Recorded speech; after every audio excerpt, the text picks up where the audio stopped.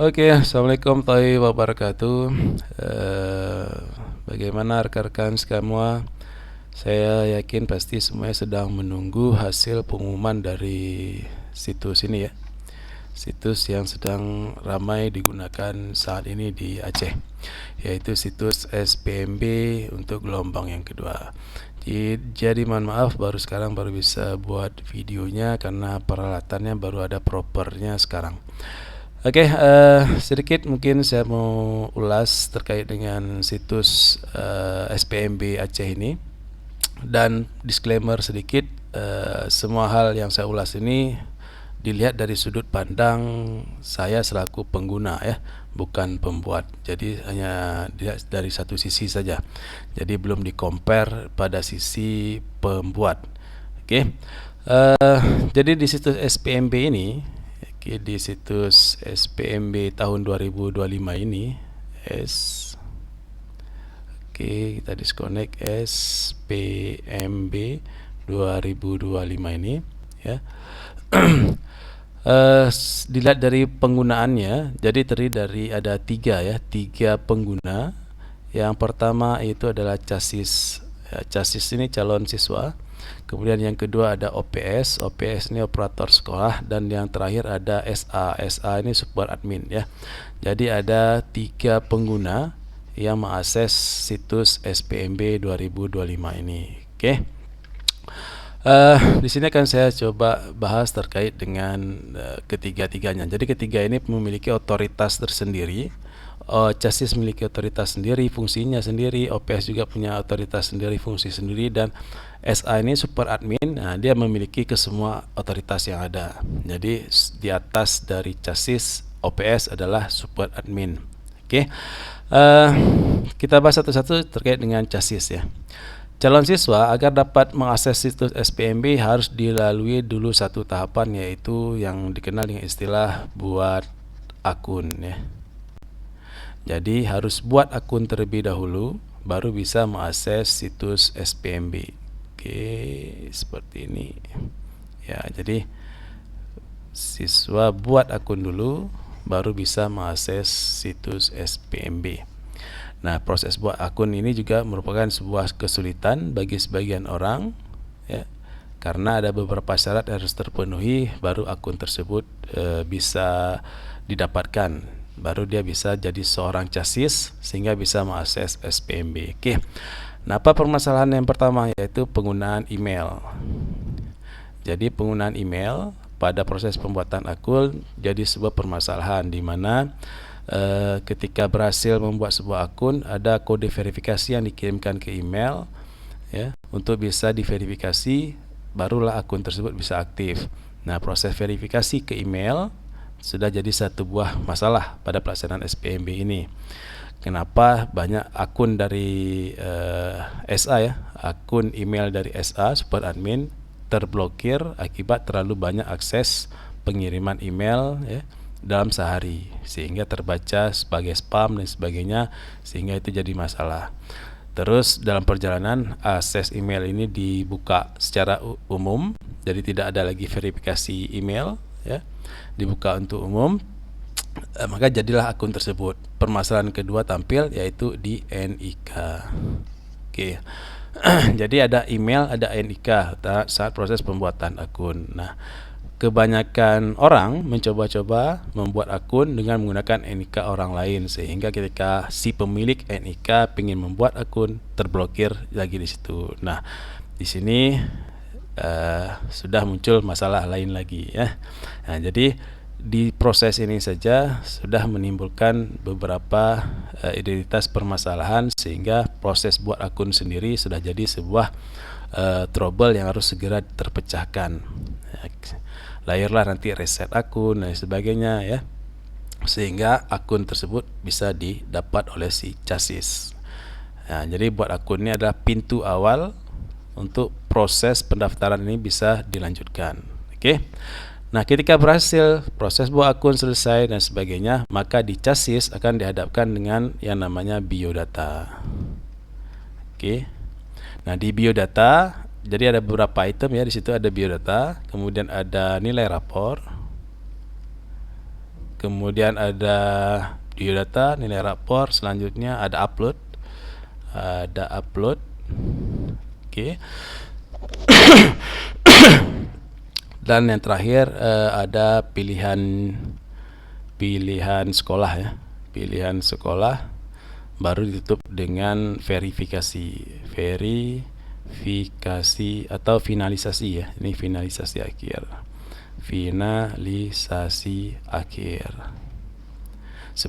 Setelah finalisasi akhir nanti data ini akan dibawa ke OPS. Oke. Jadi ini adalah menu-menu yang terdapat pada chassis. Oke, sekali lagi menu-menu ini mungkin ada beberapa bagian yang karena itu ada di menu chassis, sedangkan saya sendiri tidak tahu persis chassis ini apakah ada item ini semua ya. Kurang lebih ada, karena saya sendiri menggunakan di akun OPS ya. Oke, di bagian biodata, nah di sini muncul permasalahan baru. Kenapa bisa muncul permasalahan baru? Karena biodata pada aplikasi SPMB Aceh ini menggunakan biodata utama dari Pusdatin ya. Pusdatin, Pusat Data Nasional ya. Pusat Data Pendidikan Nasional ya. Pusdatin. Jadi menggunakan data dari Pusdatin. Nah, data Pusdatin sebenarnya sudah tercompile dengan data dari Disduk Capil, cuman ada beberapa data-data juga yang miss data ya. Sehingga tidak, ketika biodata ini di-compare dengan data Pusdatin, nah itu jadi masalah lagi.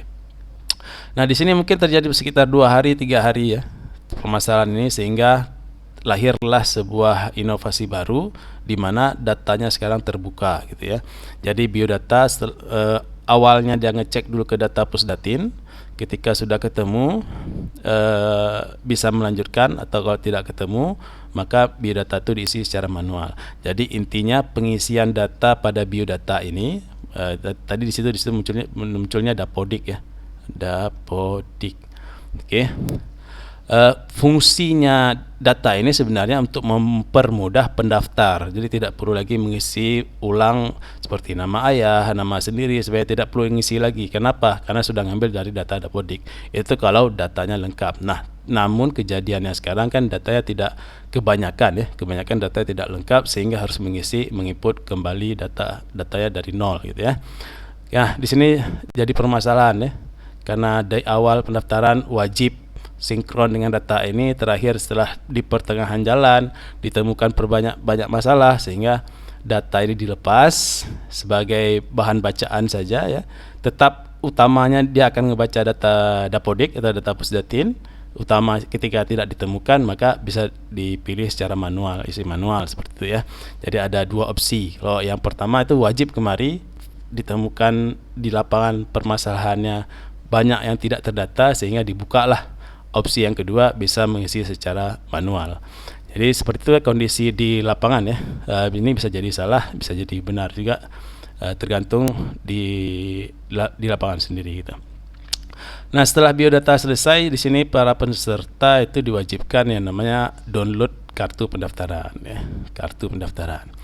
Nah, jadi di sini ada permasalahan satu lagi ya. Pada saat pengisian biodata, di sini ada namanya upload foto ya. Upload foto. Nah, di upload foto ini ada satu buah mungkin ditanam, ada script program tertanam wajib ya, wajib merah, wajib terlihat wajah, wajib ya, itu jadi sebuah permasalahan juga ya di masyarakat, sehingga ketika fotonya tidak memenuhi kewajiban itu tertolak biodatanya, dan itu notifikasi itu tertulis itu gagal ya, tapi tidak jelas gagalnya kenapa. Seharusnya notifikasi itu tersebutkan ya, foto tidak sesuai dan sebagainya. Jadi sehingga masyarakat bisa tahu kesalahannya di mana dan diperbaiki gitu. Itu sedikit mungkin bagian upload foto, karena ada keterangan harus sesuai dengan aturan yang ada, seperti ukurannya, ukuran filenya, warna merahnya, penglihatan wajahnya harus terlihat. Nah, itu ada ditanam di bagian biodata pada saat upload foto ya. Itu permasalahan yang tampil ke saat mengisi selain tadi data Pusdatin. Oke, tahap selanjutnya itu nilai rapor. Nah, nilai rapor upload data, pilihan sekolah, finalisasi akun. Seharusnya ya sebelum mengupload sesuatu, nilai rapornya harus clear dulu. Jadi tahapan satu tahapan demi tahapannya harus terkunci sebenarnya ya. Selesai nilai rapor, ketika simpan nilai rapor, maka baru bisa masuk ke upload data. Setelah selesai upload data, baru masuk ke pilihan sekolah dan seterusnya dan seterusnya. Tapi di lapangan bisa lompat-lompat, nilai rapor belum selesai bisa mengupload, nilai uploadnya belum selesai bisa pilih sekolah. Jadi di lapangan seharusnya selesainya step per step. Jadi selesaikan nilai rapor dulu, begitu dia simpan barulah tombol ini bisa dipakai ya. Kemudian selesai upload, simpan, barulah tombol ini bisa dipakai. Kemudian setelah pilih sekolah barulah yang ini bisa dipakai. Jadi step-step ini jangan bisa terlompatkan. Jadi seharusnya seperti itu sehingga tidak terjadi miss data di pertengahan jalan, karena banyak kejadian nilai rapor belum ngisi tapi sudah upload rapornya, sehingga nanti di OPS sekolah jadi sebuah permasalahan lagi. Mungkin itu yang didapat di lapangan ya untuk perkembangan ke depan. Sejauh ini aplikasi SPMB ini sudah sangat baik. Cuman ada beberapa bagian-bagian yang perlu ditambahkan sehingga menjadi lebih baik seperti itu ya. Jadi ini step-step ini usahakan bisa dilaksanakan per step, sehingga kalau ada nilai rapornya gagal ya keluarkan notifikasi gagalnya di nilai rapor, uploadnya gagal keluarkan notifikasi gagalnya di upload bagian apa ya, pilihan sekolahnya juga ada seterusnya. Oke, selanjutnya adalah pada pilihan sekolah ya. Pilihan sekolah pada aplikasi tahun ini di situ minimalnya maksimal 3 ya. Jadi ada 3 pilihan sekolah. Nah, ini adalah terjadi gagal yang namanya gagal komunikasi ya. Gagal komunikasi. Kebanyakan masyarakat beranggapan pilihan ini sesuai urutan ya, pilihan 1, pilihan 2, pilihan 3. Padahal SPMB Aceh tahun ini melihat jarak ya, jarak. Oke, ini menurut saya, lagi-lagi saya disclaimer, ini adalah menurut saya. Kenapa melihat sesuai dengan jarak? Karena banyak yang memilih di sekolah saya tidak lulus pada pilihan yang pertama, tapi lulusnya pada pilihan ketiga, ada lulus pada pilihan kedua, sehingga terjadilah slot kosong pada sekolah saya gitu. Kenapa bisa terjadi seperti itu? Setelah saya pelajari secara mandiri, ternyata prioritas aplikasi berada pada jarak. Oke. Jadi dia melihat jarak. Kalau jarak nomor 3 paling dekat, misalkan jarak ketiga itu 1,3, jarak kedua 1,2, jarak yang pertama itu 0,9, sudah pasti dia akan masuk ke 0,9 sejauh daya tampung itu ada. Tapi kalau misalkan yang pertama itu 2,9, maka dia akan masuk ke pilihan yang kedua ya, 1,2. Seperti itu. Itu menurut analisa saya pada sistemnya. Oke. Ini gagal komunikasi. Karena banyak masyarakat beranggapan sudah mesti masuk ke pilihan yang pertama, padahal kalau dilihat jarak pasti masuknya ke yang paling kecil dari pilihan yang ada. Jadi seperti itu ya alur dari proses perangkingan yang ada pada sistem. Oke, itu di bagian chassis. Jadi jarak-jarak ini siapa yang tentukan? Adalah operator sekolah saat dilakukan verifikasi. Oke. Ini kita selesaikan dulu bagian chassis. Chassis pilih sekolah. Pilihan sekolah akan tampil berdasarkan apa istilahnya, jurusan ya, bukan jalur yang dipilih. Jadi ada 3 jalur yang dibuka. Ada jalur afirmasi, ada jalur ya mutasi, dan yang terakhir adalah jalur domisili. Oke. Jadi ada 3 jalur ini. Pada saat pilihan sekolah, maka pilih dulu mau pakai jalur yang mana, apakah afirmasi permen, tinggal dibaca saja. Oke, domisili. Kalau misalkan dia milih domisili, maka dia akan mengunci di bagian biodata. Saat mengisi biodata, di situ ada pilihan desa ya, desa. Oke, maka pilihan sekolah yang akan tampil berdasarkan desa yang ada pada biodata. Seperti itu ya. Jadi kalau desanya termasuk dalam domisili sekolah tersebut, maka akan tampil pilihan sekolah tersebut. Seperti itu. Jadi kalau desanya terbaca di kabupaten yang berbeda, misalkan di Aceh Besar dan sebagainya, maka yang pilihan sekolah yang tampil adalah pilihan sekolah di wilayah tersebut. Jadi saling berkaitan ya data-data ini. pilihan sekolah dengan biodata. Oke, terakhir kalau sudah semua finalisasi baru download kartu pendaftaran. Baru nanti pada akun OPS sekolah. Ya, jadi selesailah di bagian chassis ya. Bagian chassis sudah selesai, kita lanjut ke OPS sekolah. Oke, OPS sekolah. Di bagian OPS, semua data yang masuk ke OPS adalah data hasil finalisasi siswa. Semua data hasil finalisasi siswa akan masuk ke dalam OPS, ke dalam database OPS sekolah, baik dari jurusan yang ini ya, baik dari jurusan afirmasi, mutasi, dan domisili. Nah, untuk apa data itu masuk ke dalam OPS? Untuk dilakukan validasi dan verifikasi. Oke, jadi di sini ada, walaupun sudah online tetap harus ada manual checknya ya. Manual checknya terletak pada OPS sekolah. Oke. Nah, jadi siswa setelah melakukan pendaftaran finalisasi secara mandiri di rumah ataupun dibantu sama sekolah gitu ya, tetap harus melalui tahapan yang kedua, yaitu tahapan validasi siswa dan verifikasi. Ini ada syaratnya, harus bawa persyaratan lengkap ya, seperti apa yang diisi pada biodata seperti KK dan sebagainya yang diupload juga ya, rapor itu harus dibawa untuk dilakukan validasi dan verifikasi pada OPS sekolah. Nah, di OPS sekolah itu tidak banyak ya fiturnya. Fiturnya hanya bisa melihat jumlah pendaftar yang selesai finalisasi ya. Jumlah pendaftar finalisasi ya. Finalisasi. Jadi OPS sekolah hanya bisa melihat itu. Kemudian OPS sekolah juga bisa melihat ini berdasarkan jalur masing-masing. OPS sekolah juga bisa melakukan terakhir, yaitu verifikasi dan tolak verifikasi. Oke, jadi OPS sekolah terbatas ya, tidak banyak fiturnya. Dia cuma lihat jumlah pendaftar, kemudian verifikasi dan tolak verifikasi. Itu ada di OPS sekolah.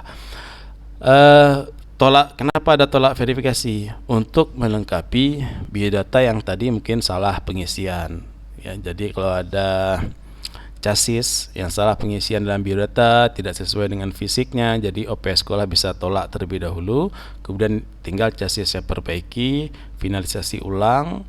Jadi kalau tolak dilakukan oleh OPS, maka finalisasi akan hilang di akun chassis, dan chassis bisa memperbaiki biodata ataupun nilai rapor yang salah dan sebagainya. Jadi di sini OPS dituntut untuk lebih teliti melihat berkas-berkas yang ada. Nah, sesuai dengan pengalaman, kalau ketelitian dari operator untuk satu peserta itu bisa sampai paling lama itu 20 menit ya.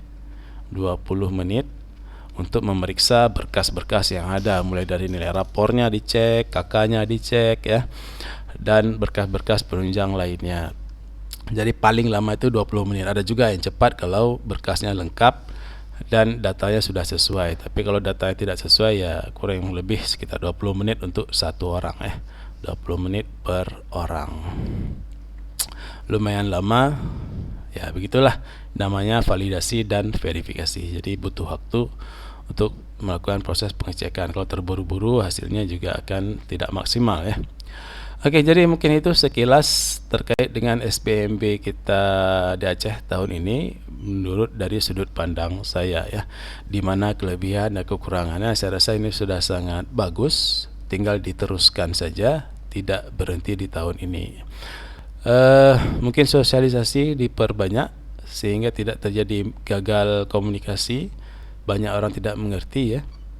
Kemudian informasi pada printout kartu pendaftaran juga harus jelas terkait dengan scoring pengambilannya dari mana, bagaimana proses perhitungannya, itu juga harus ditampilkan, disebutkan terkait dengan usia dan sebagainya ya. Karena banyak yang bermasalah pada hasil akhir karena ada 3 pilihan sekolah, kenapa lulusnya di pilihan ketiga pada di sekolah ini terjadi kuota kosong. Mungkin itu sekilas. Mungkin sekali lagi saya disclaimer, ini versi saya sebagai OPS sekolah. bisa jadi banyak salahnya. Ya, ketika kalau ada banyak salahnya tinggal dihubungi saja untuk kita take down videonya ya. Oke, sekian dari saya. Assalamualaikum warahmatullahi wabarakatuh.